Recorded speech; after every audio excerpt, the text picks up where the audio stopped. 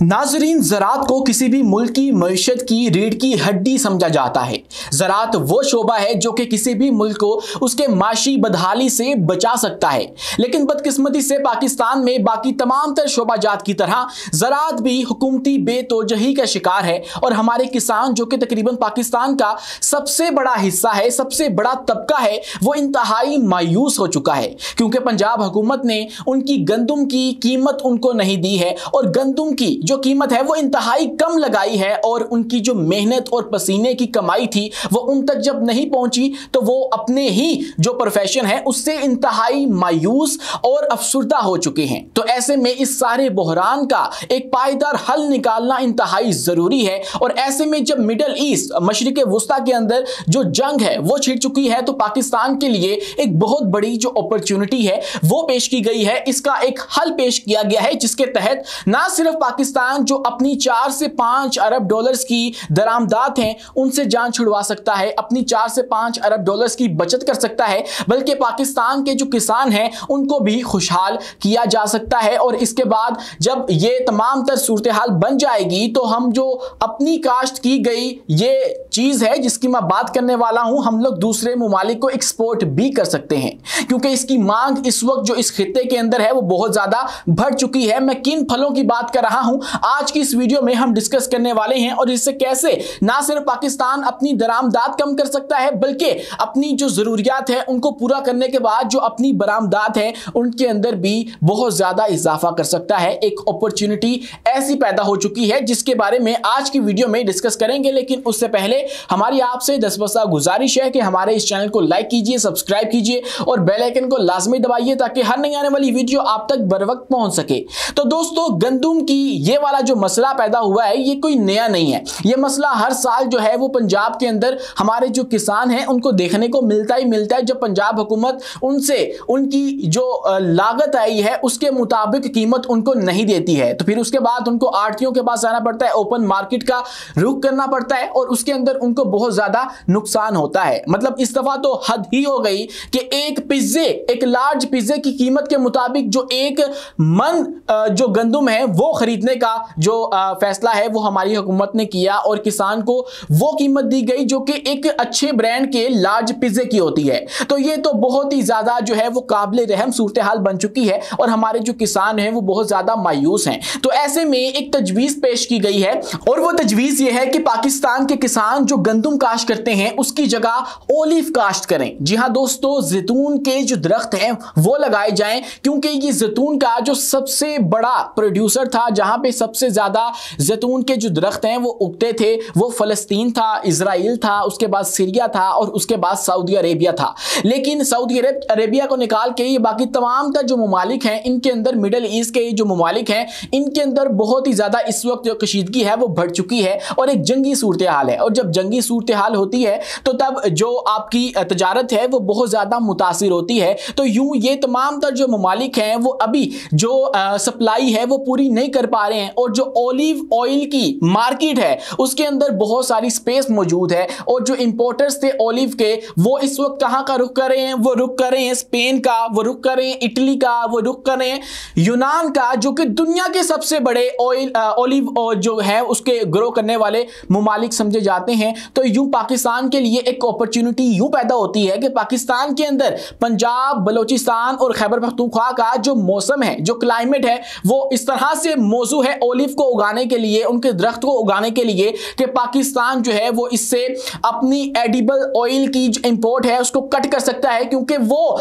जो इंपोर्टर्स वहां जा रहे हैं या यूरोप का रुख कर रहे हैं और वहां के जो एक्सपोर्टर्स हैं, प्रोड्यूसर्स हैं, उनसे राब्ता करके और वहां से जो तेल हासिल करें वो पाकिस्तान भी मुहैया कर सकता है। तो यूं स्पेस तो बन चुकी है। यहाँ पे कुछ लोग कहेंगे कि फलस्तीन और इजराइल की जंग के अंदर हमें कोई एक अपॉर्चुनिटी जो है वो नहीं देखनी चाहिए। तो ये जो जंग है वो तो मुसल्लत कर दी गई है और इसके अंदर आप लोग मदद भी कैसे करेंगे फलस्तीन की जब आप लोग खुद मजबूत नहीं होंगे? तो ऐसे में फिर आपको खुद मजबूत होना चाहिए और उसके बाद जो है वो किसी की मदद के जो है वो आप बेहतरीन जो है वो लायक हो जाएंगे। तो इसके लिए ये जो अपॉर्चुनिटी है उसको पेश किया गया है। अपॉर्चुनिटी ये है कि पाकिस्तान के अंदर खासकर पंजाब में ये पहले भी एक्सपीरियंस किया गया है कि $2 मिलियन की जो मालियत का जैतून का तेल है उसको बरामद किया जा चुका चुका है। और सालाना अगर हम बात करें तो पाकिस्तान अपना जो खुर्दनी तेल है वो 4.5 बिलियन डॉलर्स तक जो है वो इंपोर्ट करता है इसकी। और इसके अलावा तकरीबन 90 से 92% तक की जो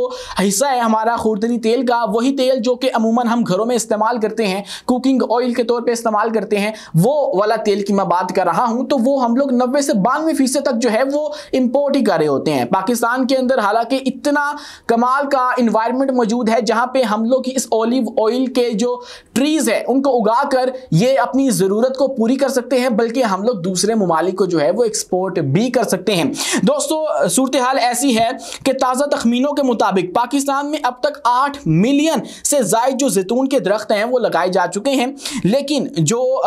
माहिरीन बताते हैं वो उनका कहना है कि पंजाब में तकरीबन 10 मिलियन एकड़ अराजी पर जैतून की काश्त के लिए फौरी तौर पर जो जगह है वो मौजूद है। यानी कि 10 मिलियन एकड़ के ऊपर जो है वो आप लोग फौरी तौर पे ये जो जैतून के दरख्त हैं वो लगा सकते हैं। इसके अलावा जो खैबर पख्तूनख्वा है उसके अंदर भी गुंजाइश मौजूद है। वहां का जो माहौल है वो भी ऐसा है कि जो जैतून का दरख्त है वहां पे ग्रो कर सकता है। इसके अलावा बलूचिस्तान के अंदर कर सकता है और उसके बाद जो हमारे दूसरे सूबे हैं उसके अंदर भी कर सकता है, लेकिन वहां पे माहौल उस तरह से ज्यादा मौजूद नहीं है। तो हमें पहले इन 3 सूबों के ऊपर फोकस करना चाहिए। दोस्तों इस तरह का जो एक्सपेरिमेंट है वो 2016 के अंदर भी पोठुहार इनिशिएटिव के नाम से हमने किया था और पंजाब के पोठुहार में 8000 एकड़ पर 1 मिलियन जैतून के दरख्त लगाए गए थे और जिन पर 750 किसानों ने काम किया और इससे जैतून के तेल की दरामद में मामूली जो कमी है वो देखने को मिली थी। और उस वक्त जो सालाना 2 बिलियन डॉलर्स तक की जो हमारी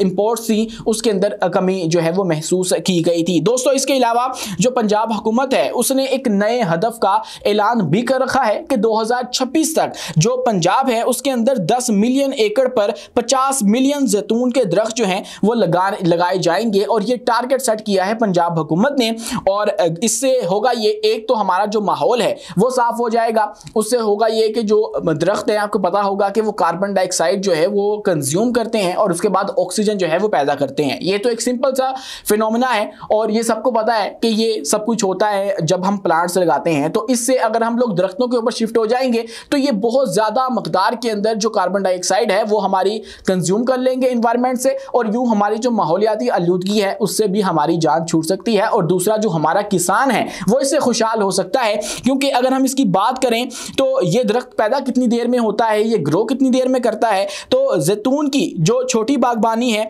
उससे भी किसान कई दिहाइयों तक जो है वो अपना सरमाया बचा सकता है, अपना जो सरमाया है वो सही समत में लगा सकता है। नाजरीन माहिरीन का कहना है कि एक बार अगर जैतून के दरख्त लग जाएं तो 3 से 5 साल में जो इनकी आम इकसाम होती हैं वो ग्रो कर जाती हैं और फल देने लगती हैं। और इसी के साथ अगर जो खास किस्म की इसकी इकसाम है वो 10 से 12 साल में जाके नायाब किस्म की जो इकसाम है वो भी पुख्तगी इख्तियार कर लेती हैं और वो भी फल देने लगती हैं और उसके बाद फिर आप दिहाइयों तक जो है वो इससे मुस्तफीद हो सकते हैं, इससे फ़ायदा उठा सकते हैं। और एक तो आपको जो है वो इसका मुआवजा भी अच्छा खासा मिलेगा, खासकर ऐसे ही सूरत हाल के अंदर कि जब एक स्पेस मौजूद है, एक अपॉर्चुनिटी आपके लिए बन चुकी है और उसके बाद जो आपके किसान हैं वो भी खुश नहीं है, उनको भी अपनी जो मुआवजा है वो नहीं दिया जा रहा। तो उनके लिए एक बेहतरीन अपॉर्चुनिटी जो है वो ये पेश की गई है, क्योंकि पाकिस्तान की जो मौजूदा ज़रूरी पैदावार है उसमें गंदम है, मकई है, चावल है, गन्ना है, कपास है,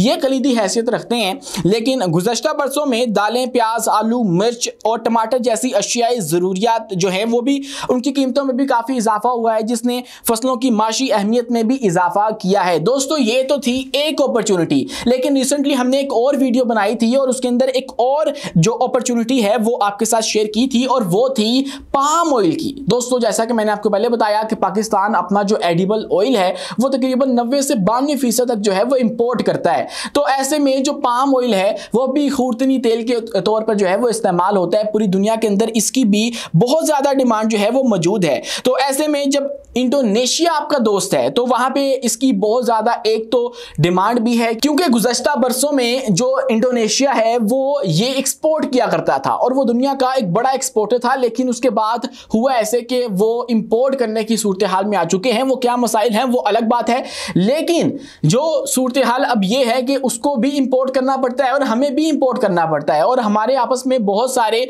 जो है वो MOUs भी साइन हो रखे हैं, हमने आपस में बहुत सारी डील्स भी कर रखी हैं और उनके अंदर एक ये भी पेशकश की गई थी, जो एक वफद आया था रिसेंटली इंडोनेशिया से पाकिस्तान में और हमारे साइंसदानों से मिला था, जो कि सिंध एग्रीकल्चर टेक्नोलॉजी यूनिवर्सिटी में पहुंचा और वहां पे जाके उन्होंने मिलकर ये मशवरा दिया था कि यहां सिंध की साहली पट्टी और बलोचिस्तान की साहली पट्टी को इस्तेमाल करके यहां पे जो पाम ट्रीज हैं वो उगाए जाएं और उनसे फिर जो पाम ऑयल है वो एक्सट्रैक्ट किया जाए और यूं जो है वो हम लोग ना सिर्फ अपनी जरूरत पूरी कर सकेंगे बल्कि हम लोग जो है वो दूसरे ममालिक को भी ये सेल कर सकेंगे, क्योंकि इसकी बहुत ज्यादा पूरी दुनिया के अंदर डिमांड है और खासकर जो पाम ऑयल है वो बहुत ज्यादा मांग उसकी जो है वो बढ़ती हुई पूरी दुनिया के अंदर नजर आ रही है, क्योंकि ये रोजाना की जो अशिया है उनके अंदर शामिल होता है, क्योंकि ये रोजमर्रा की जो जरूरियात हैं उनके अंदर इस्तेमाल होता है। आप रोजाना खाना बनाएंगे तो रोजाना ये आपको इस्तेमाल करना पड़ेगा, इसलिए इनकी अहमियत जो है